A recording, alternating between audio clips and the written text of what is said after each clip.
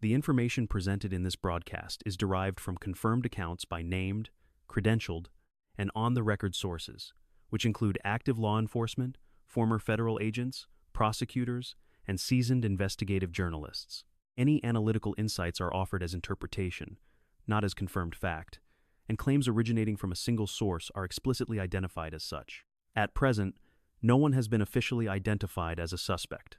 The inquiry into Nancy Guthrie's disappearance remains active. If you possess any relevant information, please contact 1-800, call the FBI, or reach the Pima County Sheriff's non-emergency line at 5203 East 1490. Day 61.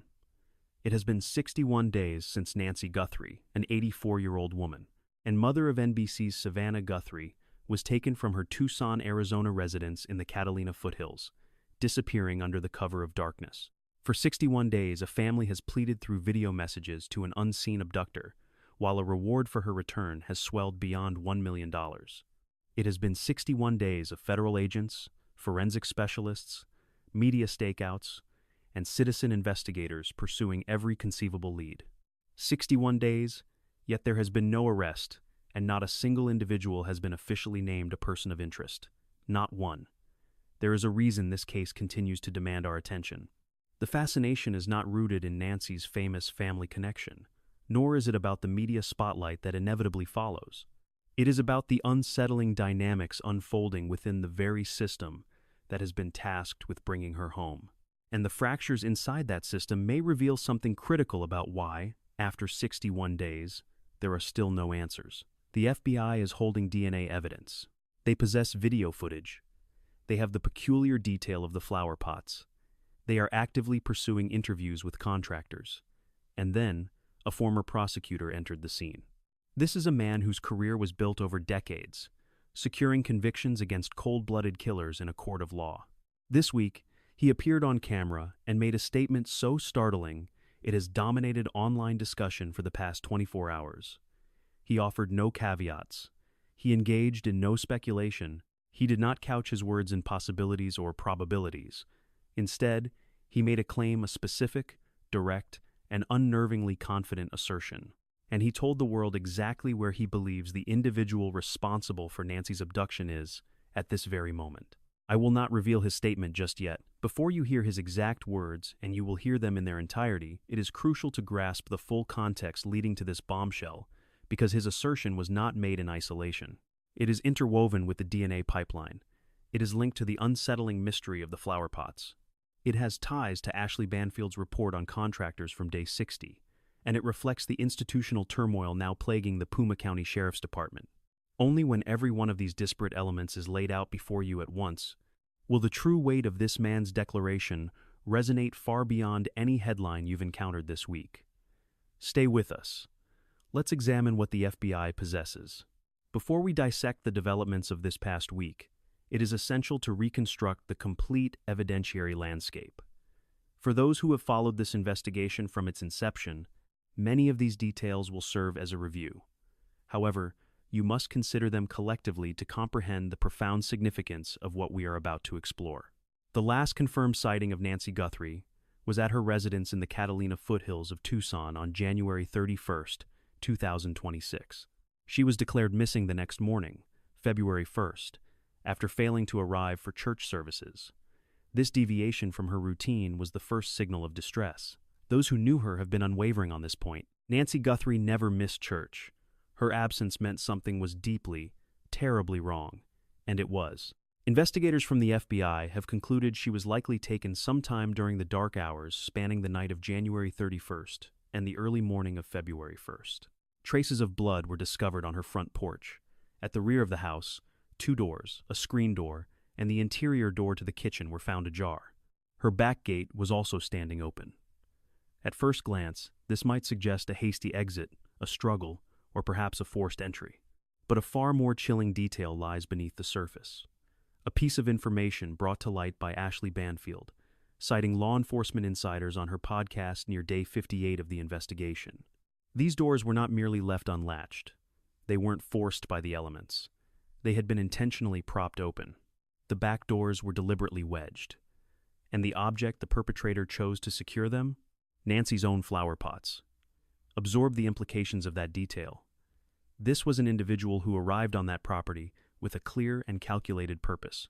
This person navigated to the rear of the residence, located Nancy's flower pots, and methodically used them to hold open the screen door, the kitchen door, and the back gate. 3 separate points of egress, all secured with her personal belongings. According to Banfield's law enforcement contact, the back patio was the probable point of entry.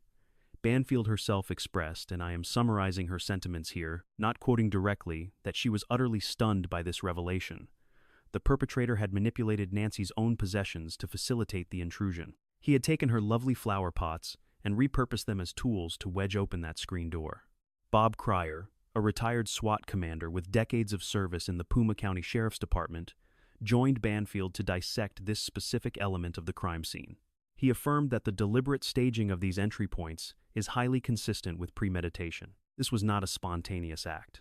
The person responsible had considered how to gain entry, how to maintain command over multiple escape routes, and how to manage the variables of the environment. The answer is both simple and confounding. The reason the doors were left ajar, and by whom, remained a mystery. But it suggests a chilling possibility, that if the perpetrator was indeed responsible, the doors were likely propped open to engineer a rapid escape route, a contingency plan should the intrusion go awry.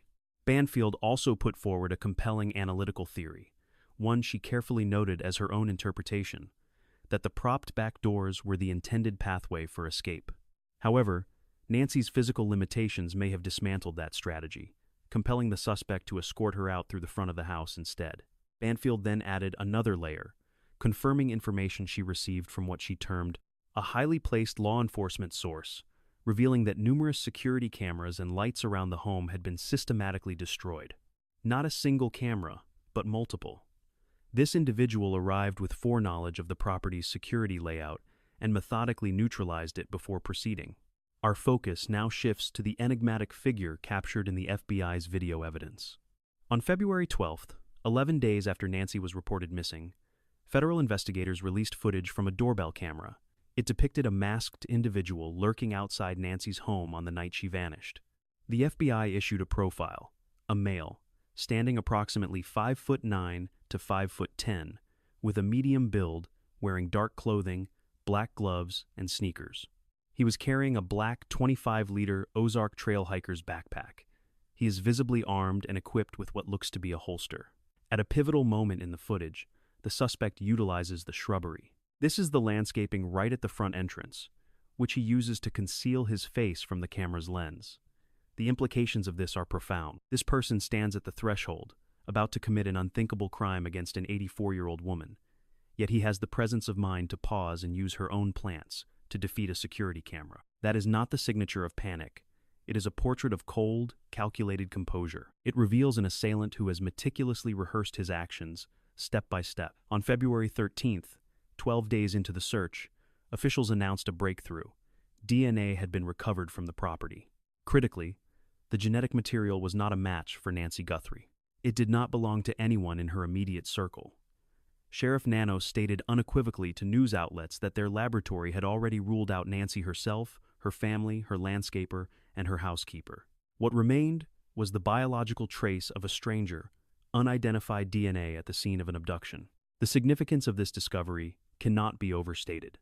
This is precisely the kind of forensic evidence that, when cross-referenced with the correct database, can bring a manhunt to its conclusion. And then there was the matter of the glove.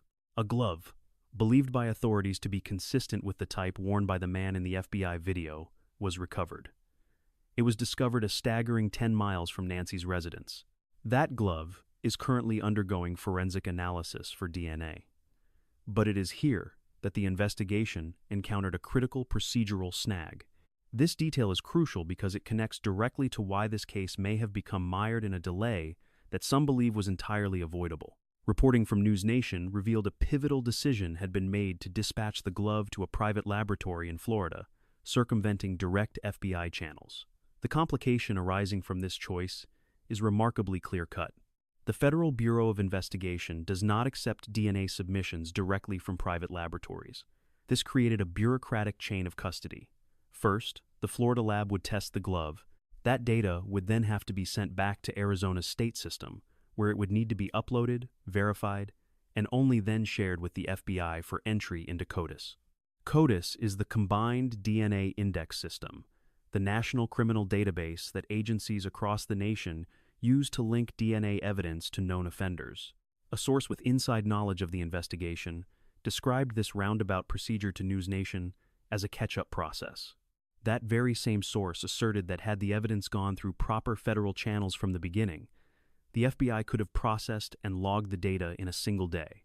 Every day the DNA profile sits outside of CODIS is a day a potential match remains invisible to law enforcement. The Pima County Sheriff's Office, however, has countered this reporting, insisting that the FBI had, in fact, consented to the private lab arrangement.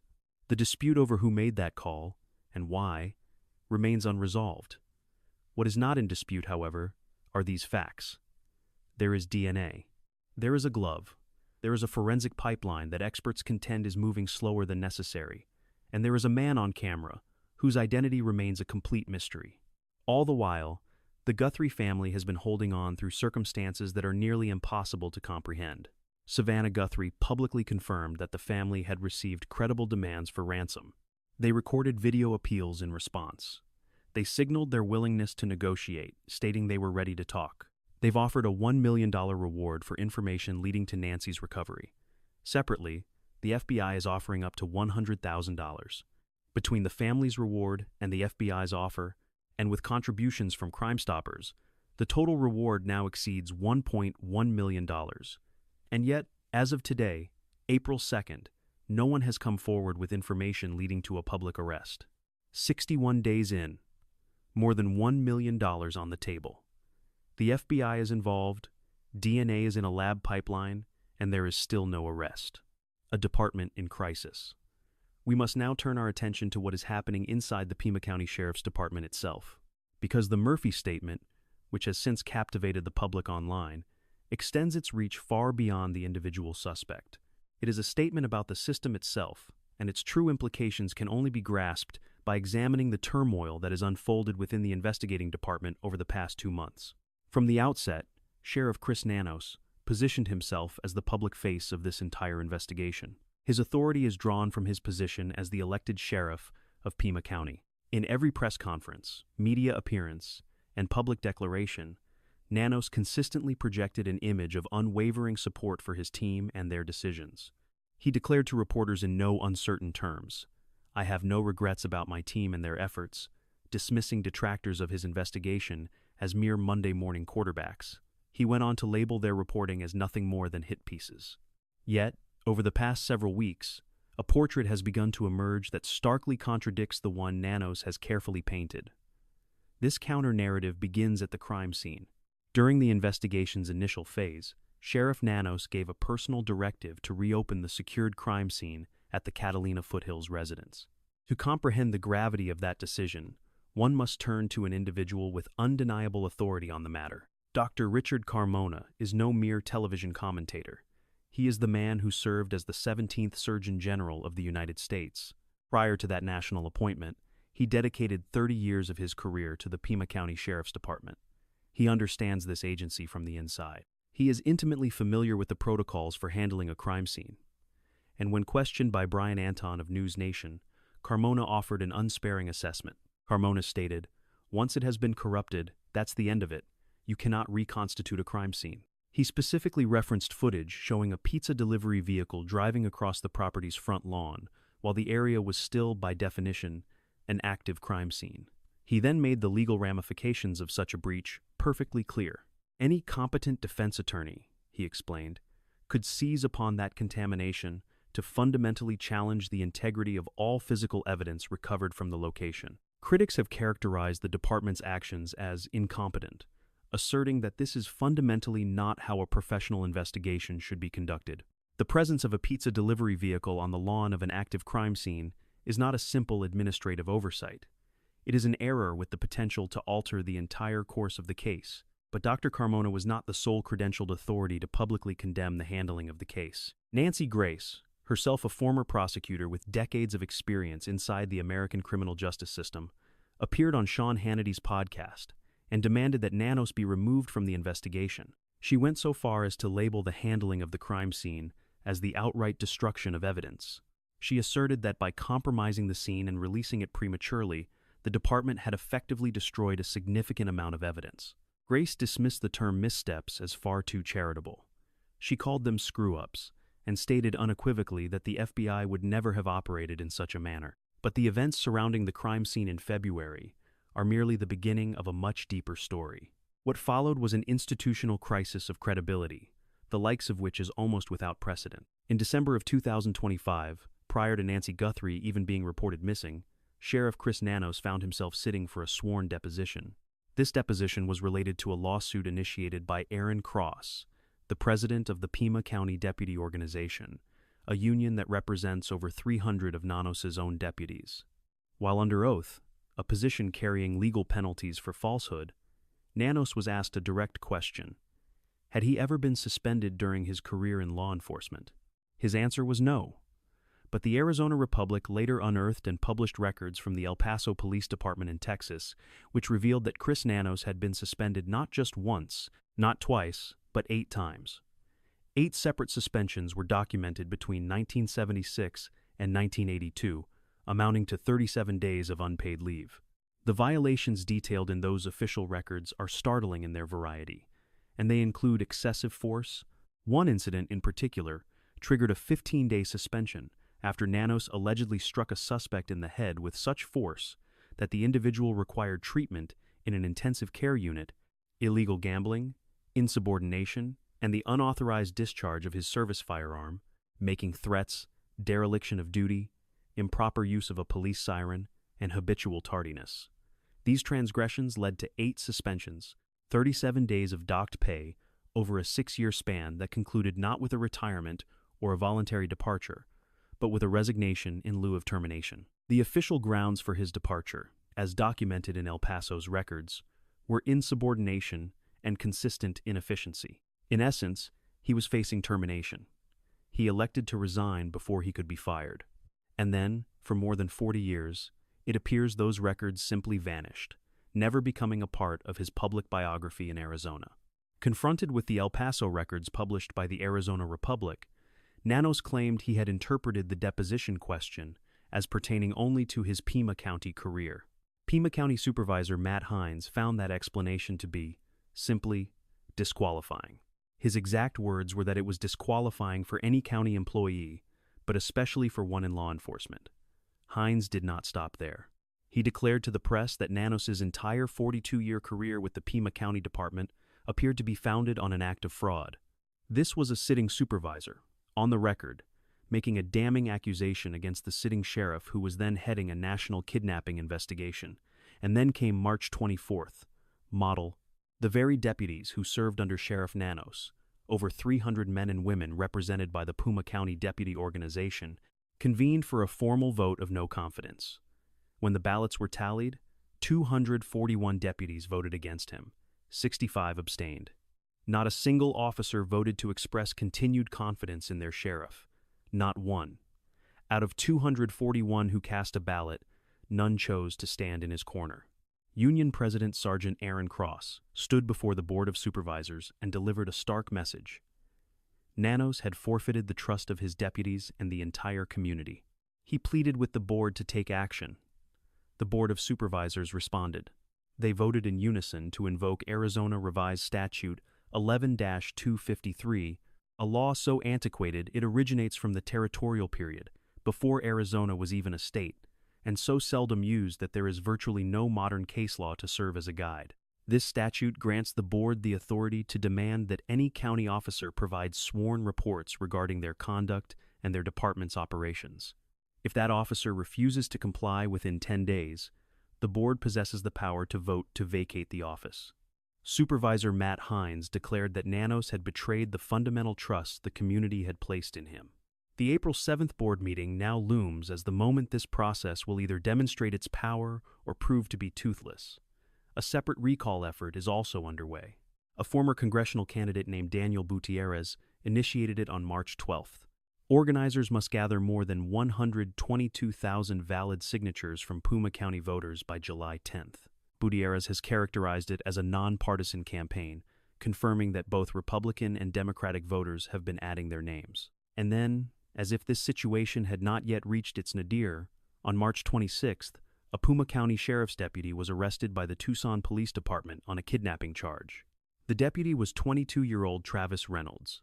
Court documents allege that Reynolds was transporting a female detainee in handcuffs. The sheriff's deputy, now fired, was transporting the detainee to the Pima County Jail when he allegedly began commenting on her appearance, shared his vape pen with her, and suggested they go to a hotel for a sexual encounter. It is further alleged that he displayed sexually explicit videos to her on his personal phone. He held her in the patrol car for approximately 1 hour and 40 minutes before finally bringing her into the jail.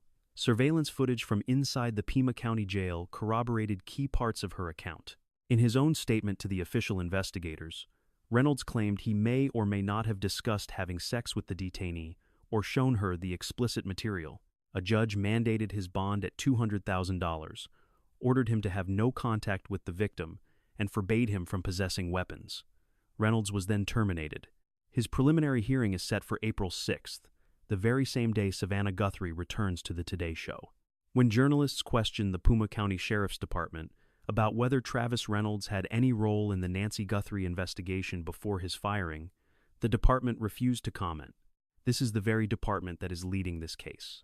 A sheriff who committed perjury about his own disciplinary record, a crime scene that a former U.S. Surgeon General has labeled as corrupted, a vote of no confidence from every single deputy who participated, a board of supervisors resorting to a territorial law, a recall effort gaining momentum, and a fired deputy under arrest for kidnapping, whose link to the Guthrie case the department will not clarify. So when a former prosecutor labels this a clown show, you must understand that this term is not theatrical. It is a clinical diagnosis from someone who has spent a career watching institutions either succeed or fail at their most fundamental purpose. And this institution, at this moment, is failing profoundly. The contractor theory. On day 60 of the search for Nancy Guthrie, April 1st, Ashley Banfield released a new episode of Drop Dead Serious.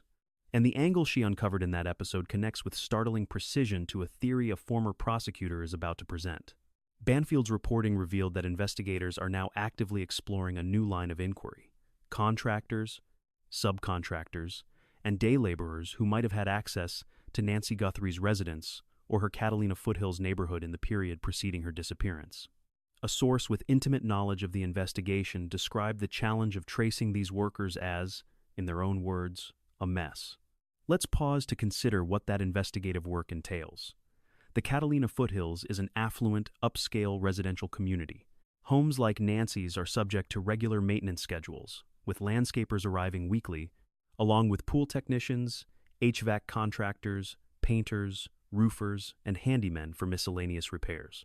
The neighborhood itself is a constant flow of utility crews, tree trimmers, and construction teams at work on nearby properties. Any of those primary contractors may use their own subcontractors. Some of these subcontractors hire day laborers, sometimes on a weekly basis, sometimes daily, and often paying in cash. There are no employment records, no official hiring documents, only a person who arrived, performed a job, and then left without a trace. To track every single one of those individuals, every person who could have passed by Nancy's gate or seen into her back patio, is a monumental undertaking. To have studied her camera placements, to have mapped the property's access points, this represents an immense level of preparation. And when an individual with intimate knowledge of the investigation describes the situation as a mess, it is not an exaggeration. They are articulating the chaos that emerges when one attempts to reconstruct over a month of unrecorded labor traffic within a single residential community. The result is a sprawling list of names, some of them partial, many overlapping, and all without a clear point of origin. To help dissect this angle, retired detective Clint Cole was brought into the inquiry. Cole, who was instrumental in solving the Nancy Woodrum case, spoke with expertise about law enforcement's strategy for contractor-saturated investigations. And of all his insights, one particular observation resonated with a chilling permanence. In cases of this nature, investigators may have already interviewed the suspect, not because he was identified as a person of interest, but because he was simply one of many in a systematic sweep that involved knocking on every door, dialing every number, and tracing every worker they could possibly locate. And concealed within that population of workers may have been the very individual who abducted Nancy Guthrie. This person would have appeared composed, providing their name, outlining their work, and at that juncture, law enforcement would have possessed no concrete reason to detain them. They have a right not to speak. Even if not considered a suspect, an individual is under no obligation to engage with authorities. So what becomes the next move? You are forced to pursue that information through alternative means. Now, consider that chilling possibility against the backdrop of the crime scene itself.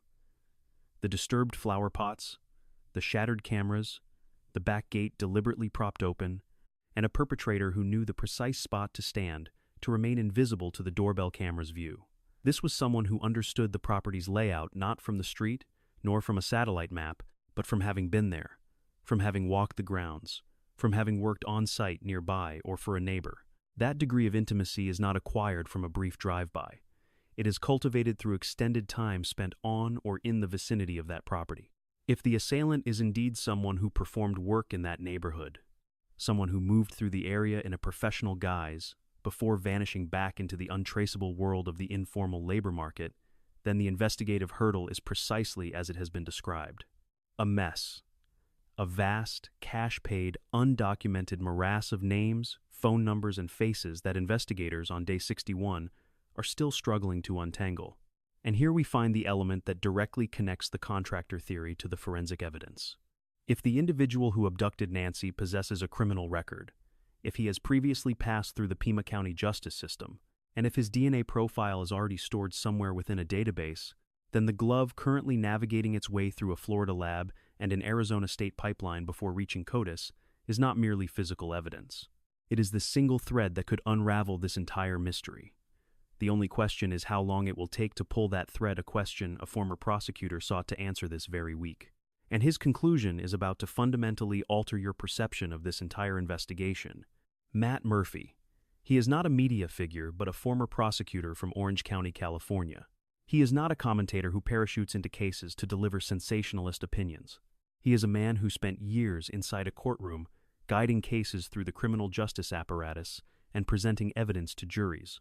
He understands the mechanics of how investigations succeed and how they crumble, what a criminal profile looks like when authorities have one, and what its absence truly signifies. He recently participated in an exhaustive, extended interview about the Nancy Guthrie case.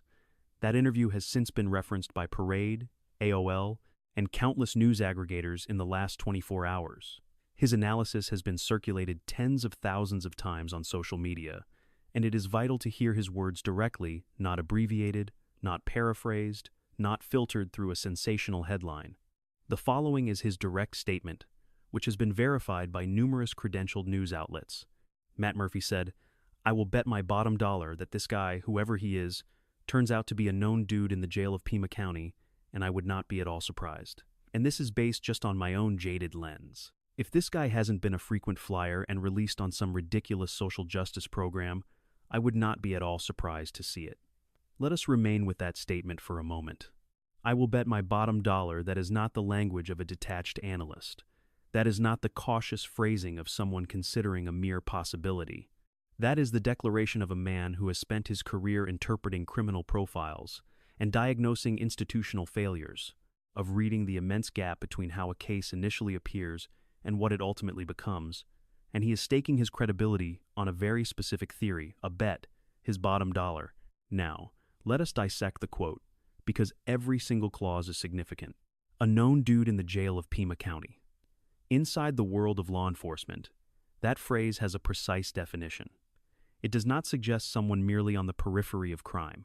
It means an individual who is already documented, who is already in the system. Someone who has been arrested, booked, fingerprinted, processed, and potentially had their DNA sampled, depending on the character of their prior criminal record. The subject is an individual already familiar to the authorities, a name that has appeared in their records on previous occasions. This person is a known quantity, not a phantom, simply someone not yet formally linked to this particular incident. He is what's known in law enforcement circles as a frequent flyer, the term for an individual who perpetually cycles, one who is brought into the system and processed, only to be released and inevitably return. Sometimes it is for new offenses, other times a previous release has gone awry. This is the profile of someone who has been through the Pima County Jail more than once even more than twice. An individual, the deputies, booking officers, and prosecutors all know by name. But then Murphy's analysis probed one layer deeper. He stated he would not be surprised if this individual was released through what he caustically termed a ridiculous social justice program. It was a pointed indictment, aimed directly at Puma County's policies on pretrial release and repeat offenders. Murphy was not engaging in an abstract policy debate. He was asserting that this is precisely the type of case where the system has liberated someone who should have remained confined, and that individual, freed by a system that failed to adequately assess the danger they posed, then went on to commit an act like this. Murphy then aimed his criticism directly at those managing that system, branding the investigation a clown show not in its entirety, but in specific aspects. He did not speak in generalities. He named names. He identified Sheriff Chris Nanos, and he identified Puma County Attorney Laura Conover. These are two of the most senior officials who command the criminal justice machinery of Pima County. They were called out by a former prosecutor who had spent his career inside that very same machinery in another county, publicly labeled as the figures presiding over a clown show.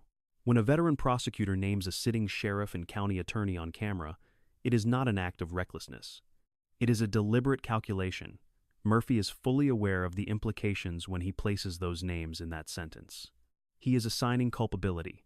He is alleging that these are the individuals who constructed the very environment in which this case is now operating. These are the people who must answer for how that environment functions, and his assertion is that it is not functioning at all.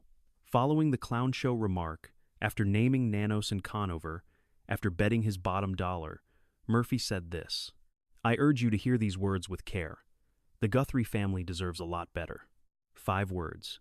It was not a policy argument, nor an institutional critique, but a moral judgment from a man who has watched families confront the darkest moments of their lives inside a courtroom, a man who has seen what happens when the system delivers justice for them, and when it utterly fails them.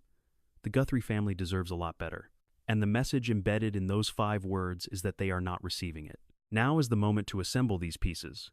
The focal point we have been building toward for the last hour. An investigation into local contractors suggests the suspect may have possessed professional access to the victim's neighborhood. The method for tracking such workers is chaotic. There is a chilling possibility that authorities have already interviewed this person without realizing their significance. The deliberate staging of a flower pot suggests an intruder who was familiar with the property, not a stranger, but someone who had been there before.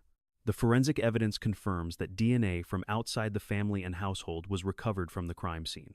A glove sits in a Florida laboratory, its DNA yet to be run through the full CODIS pipeline due to a routing decision that sources claim caused an unnecessary delay.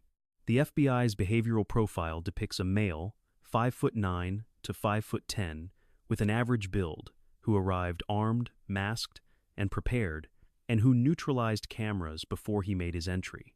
And Matt Murphy, the former Orange County prosecutor, staking his reputation on it, believes the person who did this is a known figure within the Puma County jail system, a frequent flyer, an individual who has been processed in and out of custody. He suggests this person was possibly freed through a program that failed to hold them accountable for their true nature and their violent potential. If Murphy is right, the DNA in that Florida lab could be a match waiting to be discovered. The individual who took Nancy Guthrie might already be in a government database. Their fingerprints could already be on file. Their booking photograph may already exist within the system. And someone, somewhere in the pipeline between a private lab in Florida and the CODIS database the FBI utilizes to solve crimes, might be sitting on the answer this family has awaited for 61 agonizing days. This is the true weight of what Murphy is claiming when he bets his bottom dollar. Not just that the suspect is a familiar face, but that the system itself, the very system overseen by Nanos and Conover, the one that released this person under what Murphy calls a ridiculous social justice program, is the fundamental reason we still lack an answer. That system is being summoned to account for itself on April 7th, under oath. And the prevailing question is whether it will. Here is where things stand on day 61. April 2nd, 2026.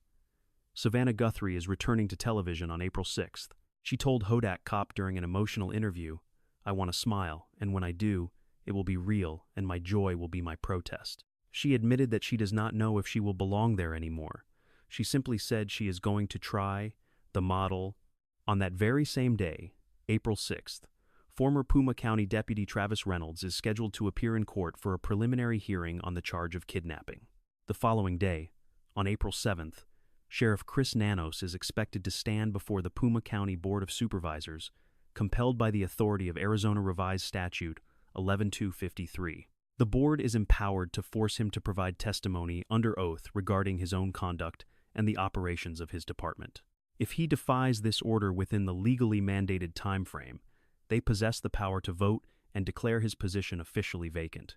He has publicly stated his intention to cooperate, but what is said to the press is one matter. What is articulated under oath before a board that has labeled his career fraudulent and whose own deputy organization has voted unanimously for his removal is another entirely.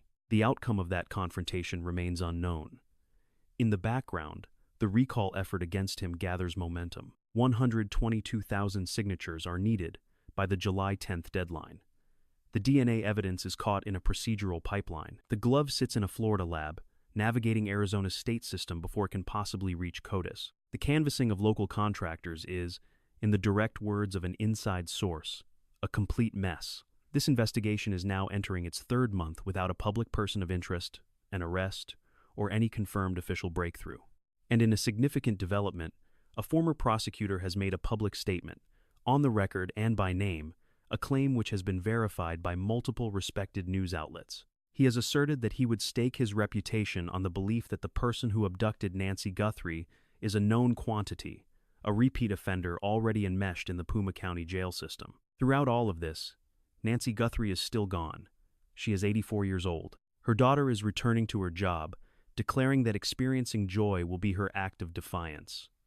Her family has put forth a $1 million reward for the truth. They have released video pleas to the individual holding their mother, signaling that they are prepared to establish contact. They should not be the ones forced to endure this agonizing wait. And yet, as day 61 dawns, they are. There is something that must be said before we conclude. This case has drawn a multitude of voices, some of whom have been credentialed and exceedingly careful. Others have been reckless. Certain media organizations named individuals who were entirely innocent, forcing the family to consider legal recourse.